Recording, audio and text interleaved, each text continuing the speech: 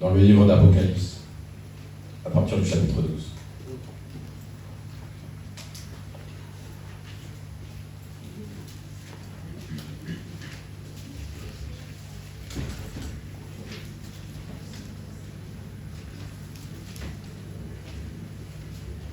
Apocalypse chapitre 12, à partir du verset 10.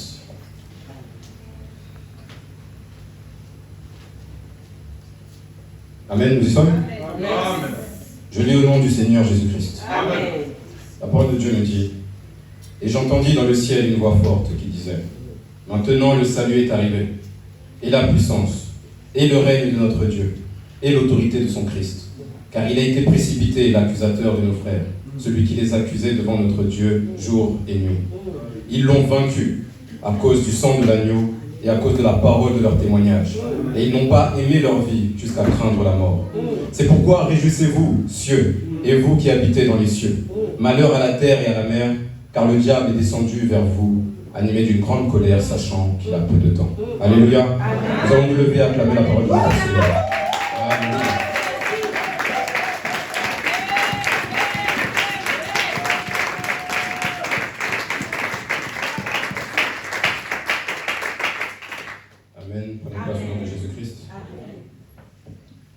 Le message d'aujourd'hui, c'est un message à propos de la victoire que nous avons en Jésus-Christ. Est-ce que nous savons qu'en ce lieu, nous sommes victorieux en Jésus-Christ? Est-ce que nous savons qu'aujourd'hui, nous ne sommes plus esclaves? Est-ce que nous savons qu'aujourd'hui, nous ne sommes plus maudits? Est-ce que nous savons qu'aujourd'hui, nous ne sommes plus condamnés? Celui qui est victorieux en Jésus-Christ est celui qui a brisé l'échelle. Celui qui est victorieux en Jésus-Christ, c'est celui qui n'est plus emprisonné. Alléluia. Et lorsque on voit quelqu'un qui est victorieux, celui qui est victorieux ne marche pas comme tous les autres. On reconnaît quelqu'un qui est victorieux par la manière dont il se tient. On voit quelqu'un qui est victorieux par ce qu'il dégage. Celui qui est champion ne peut pas penser comme les autres. Celui qui est fort ne peut pas marcher comme les autres. Vous allez voir certains qui sont fiers, certains qui gonflent la poitrine. Ils dégagent une certaine assurance en eux. C'est ce que nous devons être aujourd'hui en Jésus-Christ, parce que la parole nous dit que nous sommes plus que vainqueurs. Et je demande aujourd'hui à chacun de penser à l'attitude qu'il a aujourd'hui. Quelle est l'attitude que tu portes? As-tu l'attitude d'un champion, ou bien as-tu l'attitude d'un perdant? Comment marches-tu aujourd'hui? Marches-tu en marchant la tête haute, ou bien marches-tu la tête baissée? Que celui qui a des oreilles pour entendre ce message aujourd'hui, qu'il entende. Mon frère, tu es victorieux au nom de Jésus-Christ. Que celle qui a des oreilles pour entendre ce message aujourd'hui, ma sœur, tu es victorieuse au nom de Jésus-Christ. Église corps du Christ, tu es plus que vainqueur au nom de Jésus-Christ. C'est pourquoi le titre du message, je l'ai appelé aujourd'hui, Église, lève-toi. Nous devons nous tenir debout dans la victoire en Jésus-Christ. Nous devons marcher en levant la tête, parce que la victoire est nôtre. Alléluia. Cependant, la parole nous dit une chose. Malheur à la terre, car le diable est descendu vers vous, animé d'une grande colère, sachant qu'il lui reste peu de temps.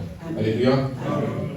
Lorsque Jésus parlait à ses disciples, ils avaient passé beaucoup de temps avec lui, il avait montré beaucoup de miracles, il avait fait la révélation qu'il était le Fils de Dieu. Et la fin de son ministère approchait, il a dit aux disciples, « Je vous ai dit toutes ces choses, je vous ai enseigné toutes ces choses, je vous ai montré toutes ces choses, afin que vous ayez la paix en moi. Vous aurez à souffrir dans le monde. » Notre Seigneur savait que nous allions souffrir. Il a dit, nous allons souffrir, nous aurons des persécutions, nous aurons des épreuves et des souffrances, nous aurons beaucoup de tribulations. Alléluia. Amen. Notre Seigneur savait que nous allions souffrir, mais il nous a assuré que la victoire était nôtre. Cependant, nous nous rendons compte que pour beaucoup, la souffrance devient une source de découragement. Lorsque nous persistons dans la souffrance, au lieu d'être quelque chose qui nous permet d'aller de l'avant, c'est quelque chose qui va nous détourner de la face de Dieu. C'est quelque chose qui va nous décourager. C'est quelque chose qui veut nous faire abandonner aujourd'hui. Et ça, c'est la mission du diable aujourd'hui.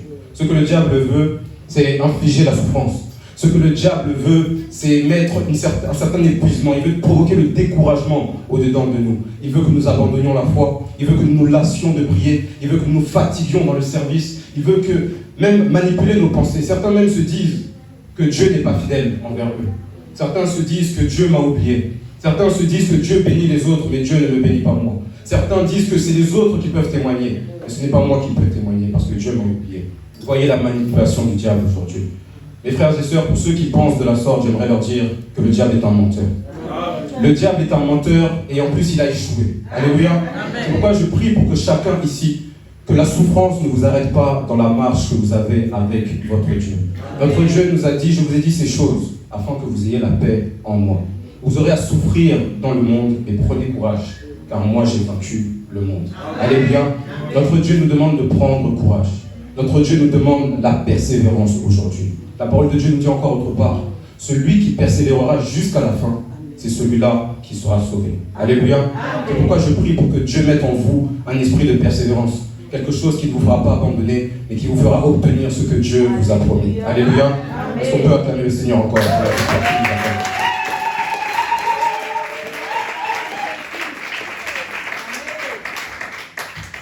Alléluia. Alors, avant que nous avancions un peu plus loin, je voudrais que l'on parle un petit peu de l'ennemi, celui qui nous combat jour et nuit. La parole de Dieu nous dit qu'il est l'accusateur de nos frères, celui qui nous accuse jour et nuit. La parole nous dit dans Jean 10:10 que le voleur ne vient que pour dérober, le voleur ne vient que pour égorger, et le voleur ne vient que pour détruire. Cette parole ne parle que du voleur, mais le diable vient avec encore un plus gros bagage encore. Il vient pour nous mentir, il vient pour nous séduire, il vient pour nous tromper, il vient pour nous enchaîner, il vient encore pour séparer, il vient encore pour diviser, il vient accuser et il vient condamner. Voilà la mission du diable aujourd'hui. Nous allons parler un peu plus du diable en profondeur avec le livre d'Ézéchiel au chapitre 28.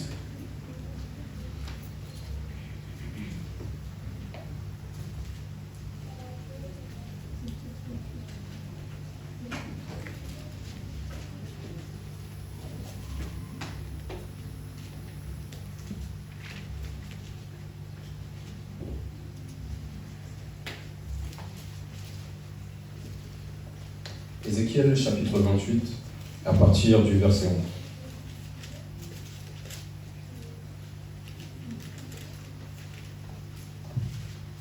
Est-ce que nous y sommes?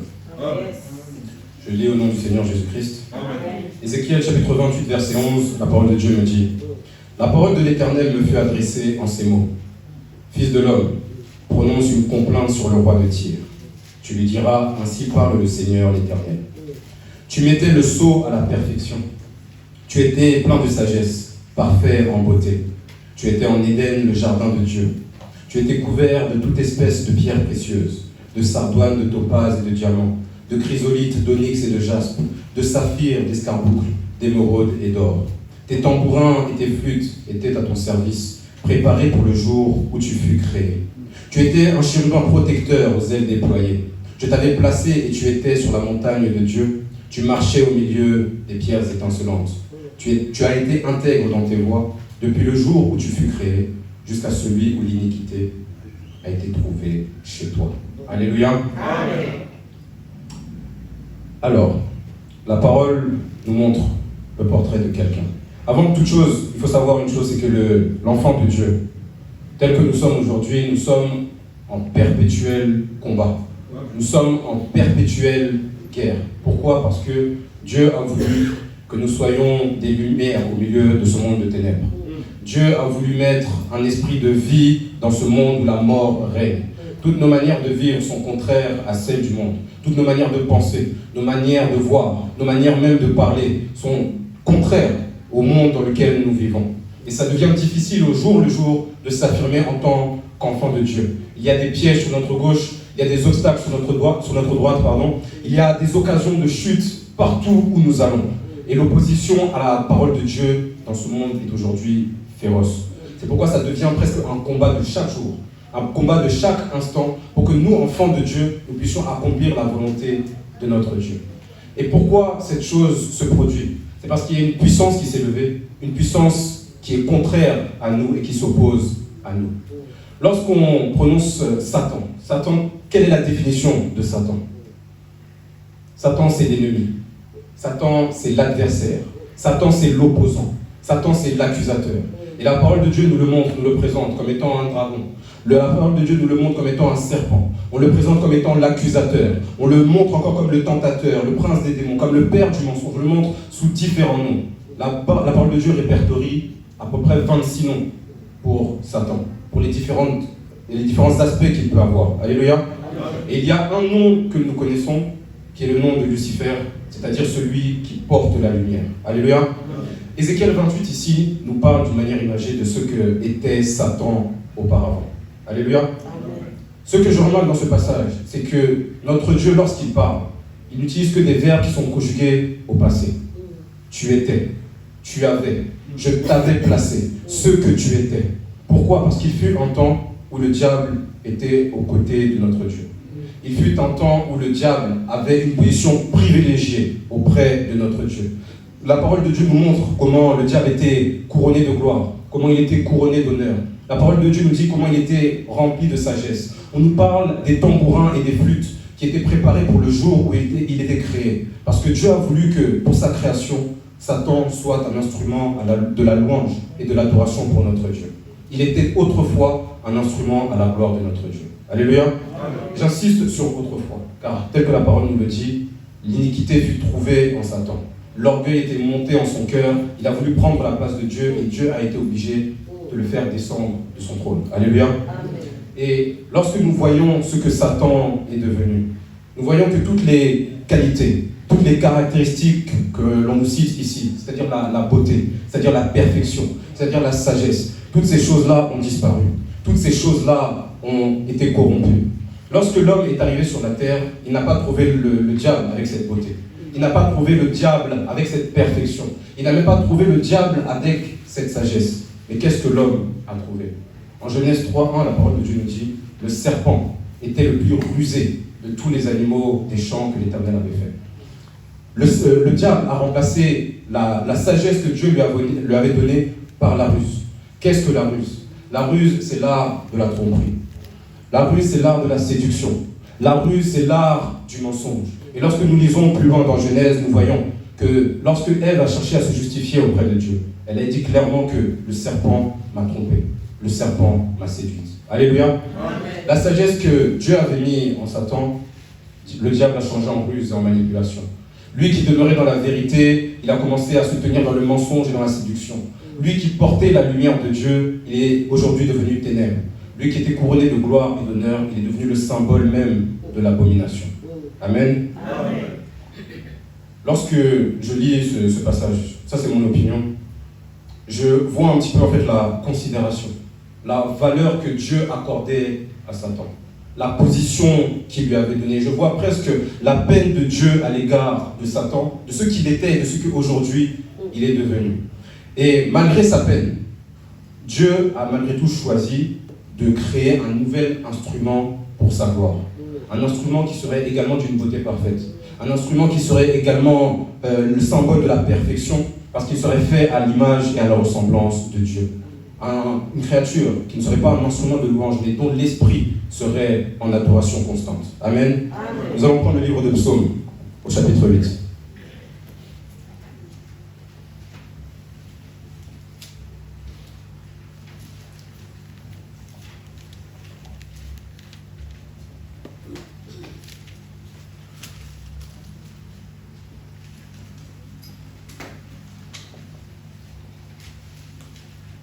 Psaume chapitre 8, verset 4.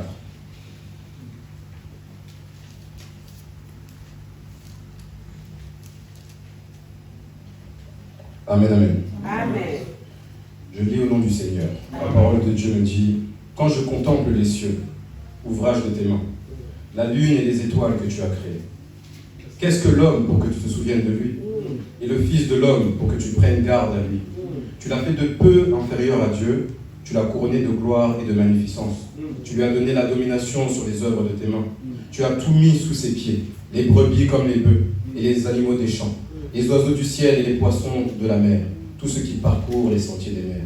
Éternel notre Seigneur, que ton nom est magnifique sur toute la terre. Amen. Amen. Alléluia. Ce passage même, c'est la raison qui pousse le diable aujourd'hui à combattre l'homme. Parce que les caractéristiques que le diable portait, c'est nous maintenant qui les avons. La position que le diable avait auparavant, c'est nous qui portons cette position aujourd'hui. Et ce qui énerve le diable, je pourrais dire, c'est que cette créature que Dieu a faite a été faite à partir de la poussière de la terre. Cette créature a été faite à partir de chair, d'os et de sang. Et Dieu nous a honorés, nous les hommes, plus que Satan ne l'a été. Notre Dieu nous a fait d'une beauté parfaite. La parole de Dieu nous dit, faisons l'homme à notre image et à notre ressemblance. Voilà la beauté parfaite que nous avons. Nous avons la beauté de notre Dieu. Nous avons l'image et la ressemblance de notre Dieu. Lorsque Dieu avait fini de créer l'homme, la parole de Dieu nous dit, Dieu vit tout ce qu'il avait fait et c'était très bon. Amen. Le reste de la création, Dieu avait juste dit que c'était bon. Mais lorsqu'il a vu l'homme qu'il avait fait à son image et à sa ressemblance, il a dit que ce qu'il avait fait était très bon. Alléluia. Amen. Et il y a encore quelque chose que Satan ne supporte pas.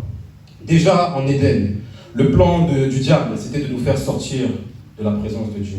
Parce que dans la présence de Dieu, c'est là qu'il y a la bénédiction, c'est là qu'il y a la joie, c'est là qu'il y a la félicité, c'est là qu'il y a les délices, c'est là qu'il y a la gloire de Dieu. La parole de Dieu nous dit encore, goûtez et voyez comment l'Éternel est bon. Mes frères et sœurs, Satan a goûté à la présence de Dieu. Satan connaît quel est le plaisir qui s'attache à la parole de Dieu. C'est pourquoi il fait tout pour nous empêcher de rentrer dans la présence de notre Seigneur. Et tel que Satan l'avait voulu, l'homme a fini par pécher et il est sorti de la présence de Dieu, tout comme Satan l'avait fait. Mais il y a une différence. C'est la chose qui aujourd'hui pousse le diable à nous combattre. C'est que les conséquences du péché de Satan sont aujourd'hui éternelles. Il n'y a aucune possibilité pour lui de faire marche arrière. Il n'y a aucune possibilité pour lui de se repentir. Aucune possibilité pour lui de demander pardon. En ce qui concerne l'homme, en ce qui te concerne toi, en ce qui me concerne moi, Dieu nous a offert sa miséricorde. Et il a ouvert le chemin du pardon. C'est pourquoi David demande, Seigneur, mon Dieu, qu'est-ce que l'homme pour que tu penses à lui? Qu'est-ce que le Fils de l'homme pour que tu prennes soin de lui? Pour nous, c'est un sujet de louange. Pour nous, c'est un sujet d'adoration parce que nous ne sommes rien. Mais Dieu agit comme si nous étions tout. Alléluia. Et Satan se pose même la même question. Qu'est-ce que l'homme pour que tu prennes soin de lui? Qu'est-ce que le Fils de l'homme pour que tu te souviennes de lui? Satan se pose la même question. Mais il se pose cette question-là dans son orgueil, dans sa haine et dans sa colère. C'est pourquoi la parole de Dieu nous dit « Malheur à la terre, car le diable est descendu vers vous, animé d'une grande colère, sachant qu'il lui reste peu de temps. » Et le diable s'est juré que jusqu'à la fin des temps, il nous livrera bataille et il nous combattra. Alléluia. Alors, en Éden, nous avons pu observer la ruse du diable envers l'homme. Nous avons pu observer que le diable a été plus malin que l'homme. Et cela a créé trois choses. La première chose, c'est que le péché est entré en l'homme et l'a contaminé. La deuxième chose, c'est que le péché a pris place tout autour de l'homme. Tout ce qui est autour de nous n'est que péché. Partout il y a des pièges, comme je l'ai dit tout à l'heure. Partout il y a des occasions de chute. Dans ce que nous voyons, dans ce que nous entendons, même avec les gens que nous côtoyons, les occasions de chute sont partout. Amen. La troisième chose, c'est que le péché étant entré dans l'homme, cela a causé la séparation avec son Dieu. Et lorsqu'il y a séparation avec Dieu, lorsqu'un homme est séparé de son Dieu, cela donne automatiquement l'avantage à Satan. Sans Dieu, nous sommes sans force. Sans Dieu, nous sommes sans intelligence. Sans Dieu, nous sommes même sans liberté. Sans la force, comment combattrons-nous face à un ennemi qui est plus fort que nous? Sans intelligence, comment est-ce que nous allons déjouer les ruses du diable, lui qui est plus malin que nous? Pour la liberté, si nous ne sommes pas libres, nous n'avons même pas de choix, nous n'avons même pas de décision à faire sur notre propre vie. Et le diable, aujourd'hui, a déjà gagné. Mais je me souviens de ce que mon Dieu m'a dit. Moi, j'ai vaincu le monde. Et si mon Dieu a vaincu le monde, c'est que sa victoire aujourd'hui est mienne. Et c'est qu'aujourd'hui, lui, il est ma force. Lui, aujourd'hui, devient mon intelligence. Lui devient aujourd'hui celui qui garantit ma liberté. Christ a vaincu le diable. Christ a vaincu le monde. La parole de Dieu nous dit qu'il a dépouillé les autorités. Il les a livrées publiquement en spectacle. Il nous a conféré puissance et autorité aujourd'hui par la grâce de Dieu. Alléluia. Christ nous a donné trois éléments qui nous assurent la victoire aujourd'hui. Il nous a donné son nom, il nous a donné son sang, et il nous a donné son esprit. Amen. Nous allons voir le nom de Jésus dans Luc chapitre 10.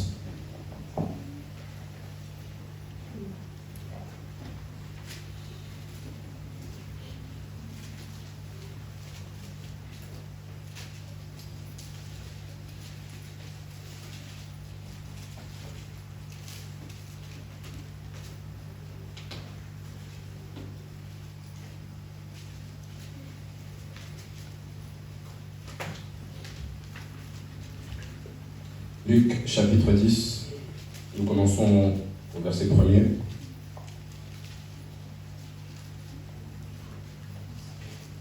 nous sauterons après au verset 17.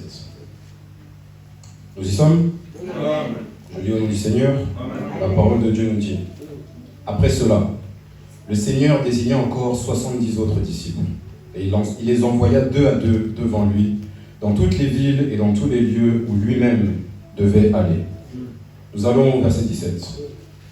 Les 70 revinrent avec joie, disant: Seigneur, les démons même nous sont soumis en ton nom.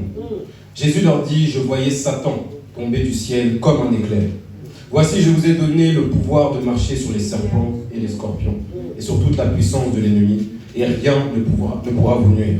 Cependant, ne vous réjouissez pas de ce que les esprits vous ont soumis, mais réjouissez-vous de ce que vos noms sont écrits dans les cieux. Est-ce que nous pouvons acclamer le Seigneur? Amen.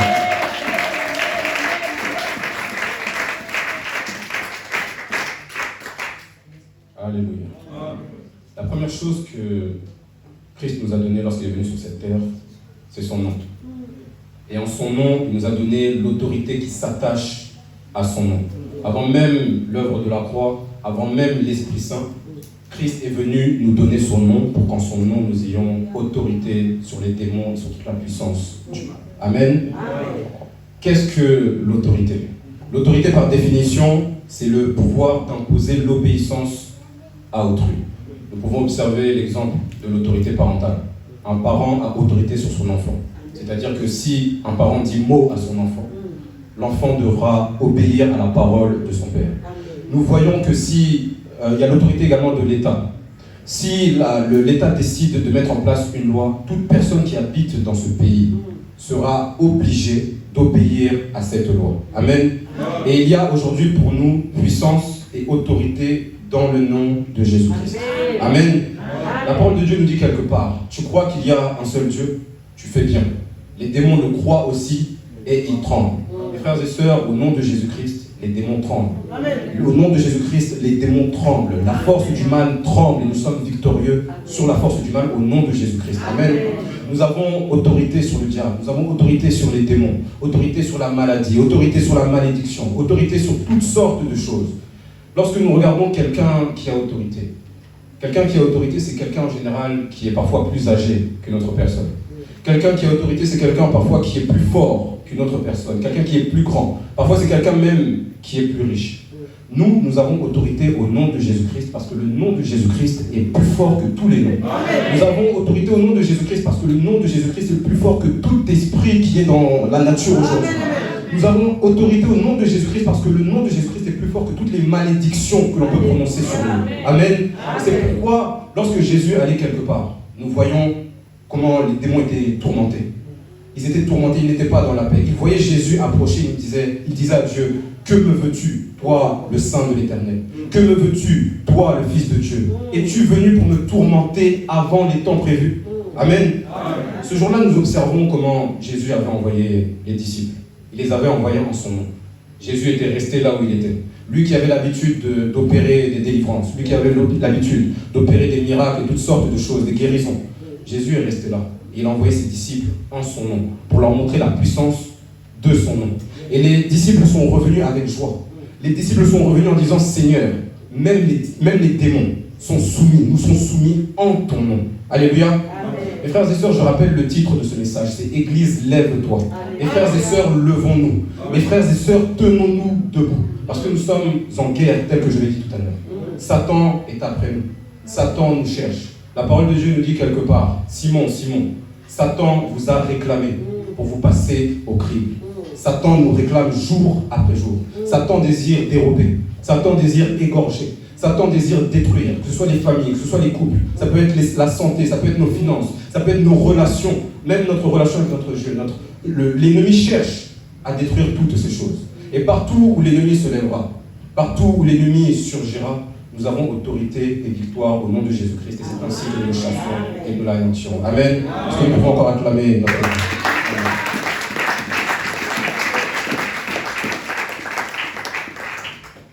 Nous allons dans le livre de Jean au chapitre 19.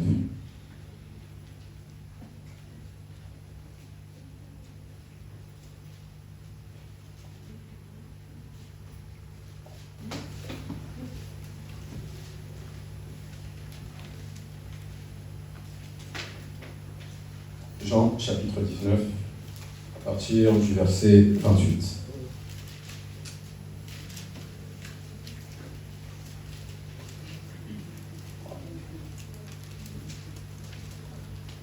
Amen. Amen. Je lis au nom du Seigneur. Amen. Jean 19, verset 28. Après cela, Jésus, qui savait que tout était déjà consommé, dit, afin que l'écriture fût accomplie, j'ai soif. Il y avait là un vase plein de vinaigre. Les soldats en remplirent une éponge et l'ayant fixé à une branche d'hysope, ils l'approchèrent de sa bouche. Quand Jésus prit le vinaigre, il dit, tout est accompli. Et en baissant la tête, il rendit l'esprit. Amen. Amen. Le deuxième élément que le Seigneur nous a donné lorsqu'il est venu sur cette terre, il nous a donné son corps et son sang. Son corps et son sang, aujourd'hui, nous garantissent la victoire au nom de Jésus-Christ. Il y a une phrase que le Seigneur a prononcée, qui devrait être pour nous une source de joie. C'est que tout est accompli. Mes frères et sœurs, tout est accompli. Amen. Lorsque Satan avait piégé l'homme et la femme dans le jardin, Dieu commençait à énumérer les sentences qui allaient s'appliquer à l'homme, à la femme, ainsi qu'à Satan. Et lorsqu'il s'est approché de Satan, il lui a dit, je mettrai entre toi et la femme, entre toi et sa descendance, l'inimitié. Sa descendance t'écrasera la tête, mais toi tu lui blesseras le talon. Christ, c'est lui l'accomplissement de cette prophétie que Dieu a déclarée déjà au temps du jardin. Amen. Amen. Cette prophétie, c'est qu'aujourd'hui, nous, en Jésus-Christ, nous écrasons la tête du serpent. Nous sommes vainqueurs sur le diable, sur les puissances du mal, sur toute son armée et sur toutes ses œuvres au nom de Jésus-Christ. Parce que Christ est venu donner son sang, Christ est venu donner son corps pour que nous puissions vivre. Amen. Amen. Au-delà même de la souffrance, j'ai dit que Satan voulait infliger la souffrance à l'homme. Ce que Satan veut, plus que tout, c'est amener l'homme à la mort. Que la mort soit spirituelle ou bien physique, Satan veut amener l'homme à la mort. Et pour faire ces choses-là, il amène l'homme à pécher. Il amène l'homme à se détourner de la face de Dieu. Le péché est celui qui apporte la maladie.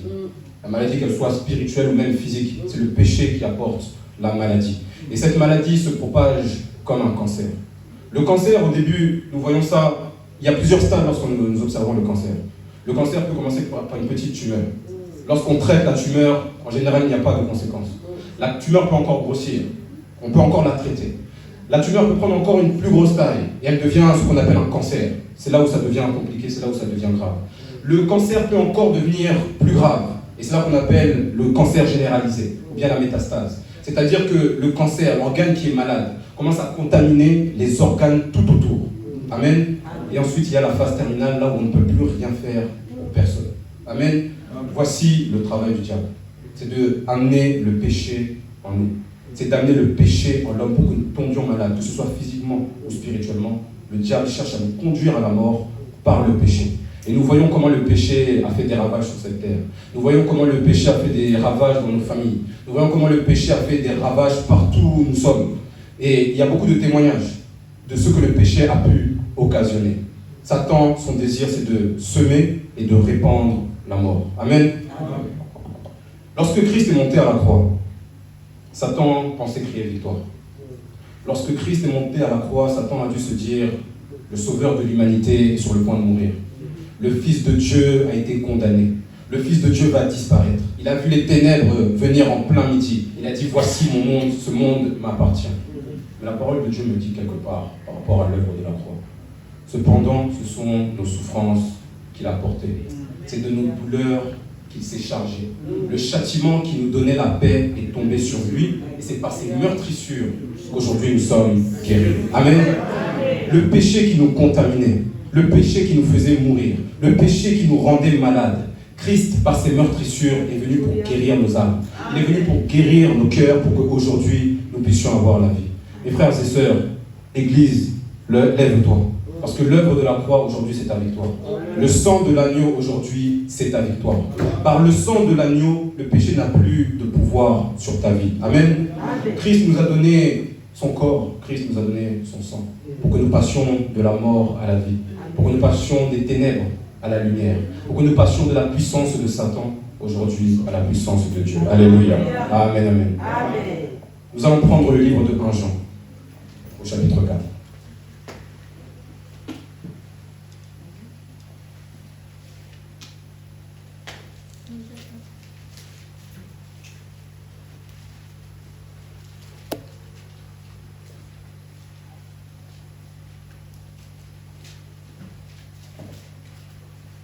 Jean chapitre 4, verset 1er.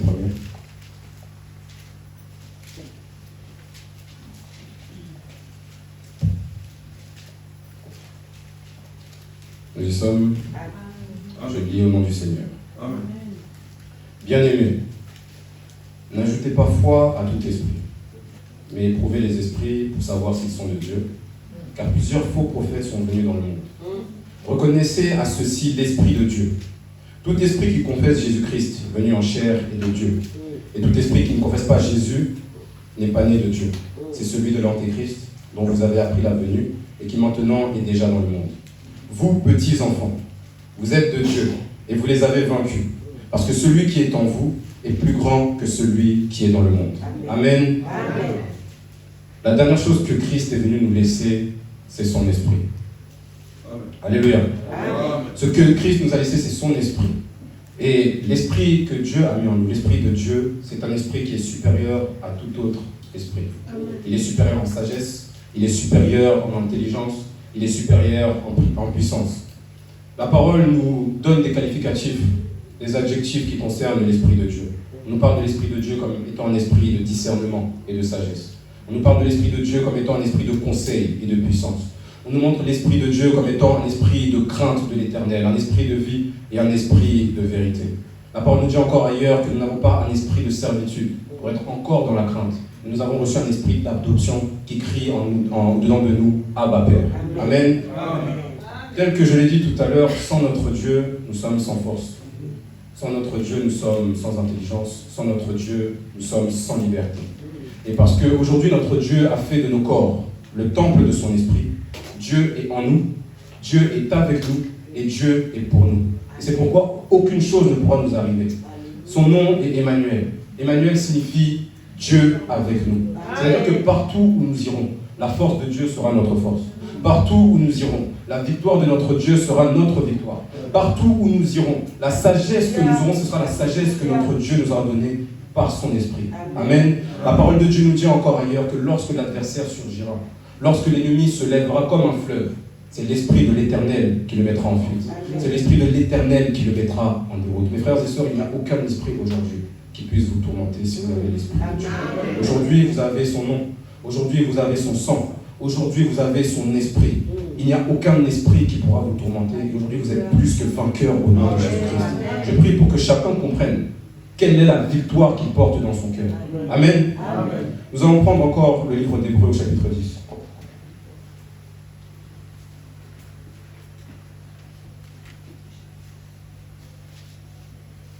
Hébreux chapitre 10 au verset 35.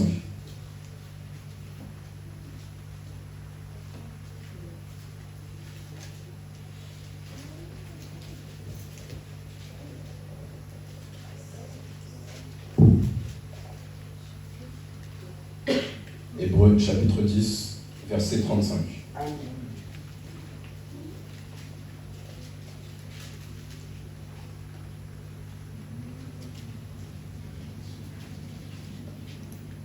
Alléluia. Amen. Je lis au nom du Seigneur. Amen. N'abandonnez donc pas votre assurance, à laquelle est attachée une grande rémunération, car vous avez besoin de persévérance. Après qu'avoir accompli la volonté de Dieu, vous obteniez ce qui vous est promis. Encore un peu de temps, celui qui doit venir viendra et ne tardera pas. Mon juste vivra par la foi. Mon juste vivra par la foi. Mais s'il se retire, mon âme ne prend pas plaisir en lui. Amen. Amen. Il y a une chose que Christ nous avait dit, c'est prenez courage. Je n'ai pas réellement parlé de la persévérance, mais notre Dieu nous a demandé aujourd'hui de prendre courage. Comme je l'ai dit au début, la souffrance, c'est source de découragement. La souffrance est source d'abandon pour beaucoup d'entre nous.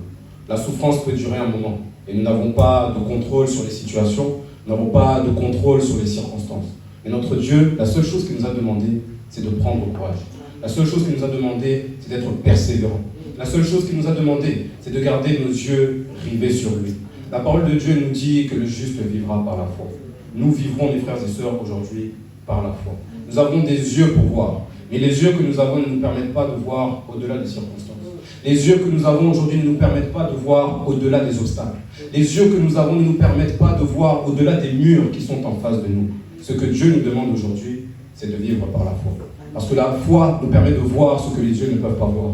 La foi, ça nous permet d'obtenir sans avoir dans notre main ce que Dieu nous a promis. Et aujourd'hui, nous avons besoin de persévérance. J'ai dit tout à l'heure que nous sommes aujourd'hui des champions. Nous sommes aujourd'hui victorieux. Celui qui est champion, celui qui est victorieux, c'est celui qui persévère même dans l'épreuve. Même dans la difficulté, c'est celui qui dit qu'il n'abandonnera pas. C'est celui qui dit qu'il ne lâchera pas. C'est celui qui dit qu'il ne laissera pas tomber. Nous, aujourd'hui, mes frères et sœurs, nous devons être persévérants. Nous devons demander à notre Dieu de nous donner la persévérance. La parole de Dieu nous dit quelque part que celui qui se confie en l'Éternel, c'est celui qui va renouveler ses forces. Il va courir sans s'épuiser. Il va marcher sans s'épuiser. Il va sans se lasser. Mes frères et sœurs, nous devons nous confier en l'Éternel. Parce que c'est l'Éternel qui va renouveler les forces. C'est l'Éternel qui va renouveler la persévérance. Nous avons tous la foi. Mais il suffit qu'un obstacle se présente au-devant de nous pour que nous laissions tomber. Mes frères et sœurs, celui qui persévérera jusqu'à la fin, c'est celui qui sera sauvé. Celui qui persévérera jusqu'à la fin, c'est celui qui sera victorieux. Celui qui persévérera jusqu'à la fin, c'est celui qui verra la gloire de son Dieu. Amen. C'est pourquoi je prie pour chacun, pour tous ceux qui sont en train de souffrir, pour tous ceux qui pleurent, qui sont dans la difficulté, tous ceux qui ont des obstacles au-devant d'eux, tous ceux qui ont des situations qu'ils ne voient pas changer malgré la prière et la persévérance. Mes frères et sœurs, accrochez-vous encore. Votre Dieu vous bénira. Votre Dieu vous écoutera. Il avait dit à Moïse, j'ai vu la peine de mon peuple. J'ai vu la souffrance de mon peuple et j'ai entendu ses cris. Notre Dieu est celui qui voit nos souffrances. Notre Dieu est celui qui voit nos difficultés. Il est celui qui entend nos requêtes. Il est celui qui entend nos cris. Celui qui entend nos pleurs. Mes frères et sœurs, le moment viendra où notre Dieu se lèvera. Le moment viendra où notre Dieu aura le dernier mot. Et toutes les sources de tristesse que nous avions eues hier deviendront pour nous des témoignages à la gloire et à l'honneur de notre Seigneur. Amen. Que Dieu bénisse son assemblée.